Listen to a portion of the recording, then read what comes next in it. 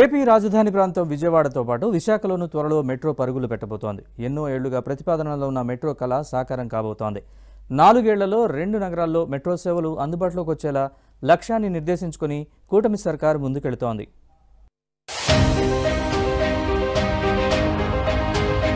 Vijayawada Visakha metro rail ప్రాజెక్టుల సాకారం దిశగా రాష్ట్ర ప్రభుత్వం అడుగులు వేస్తుంది.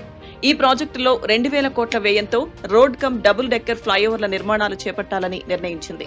విజయవాడలో 66 కిలోమీటర్ల మేర, విశాఖపట్నంలో 76.90 కిలోమీటర్ల మేర చేపట్టబోయే మెట్రో ప్రాజెక్టులకు సంబంధించి ఇప్పటికే డిపిఆర్లు ఆమోదించారు. ఈ ప్రాజెక్టులకు నిధుల అంశంపై గురువారం సచివాలయంలో సీఎం చంద్రబాబు సమీక్షించారు.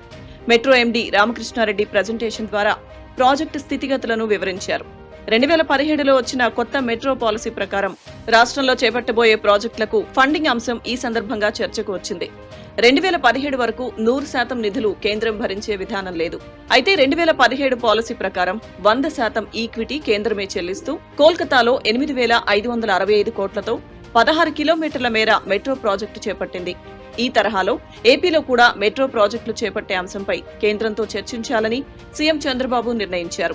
ఏపీ పునర్విభజన చట్టంలో కూడా రాష్ట్రానికి మెట్రో ప్రాజెక్టు ఉందని అన్నారు.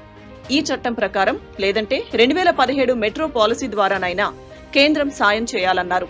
ఈ రెండింటిలో ఏదో ఒక దాని ప్రకారం పూర్తి ఖర్చు కేంద్రం భరించేలా సంప్రదింపులు జరుపుతామని చెప్పారు.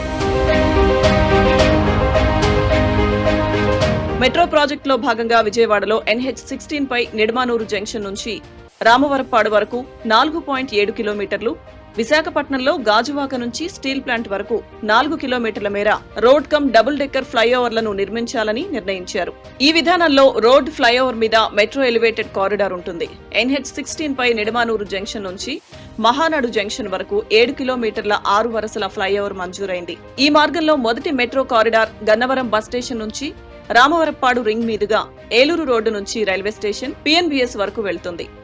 ఈ మార్గంలో నిడమానూరు జంక్షన్ నుంచి రామవరప్పాడు రింగ్ వరకు 4.7 కిలోమీటర్ల మేర డబుల్ డెక్కర్ ఫ్లైఓవర్ నిర్మాణానికి 1100 కోట్ల మేర ఖర్చవుతుందని ఇటీవల మెట్రో అధికారులు అంచనాలు రూపొందించారు.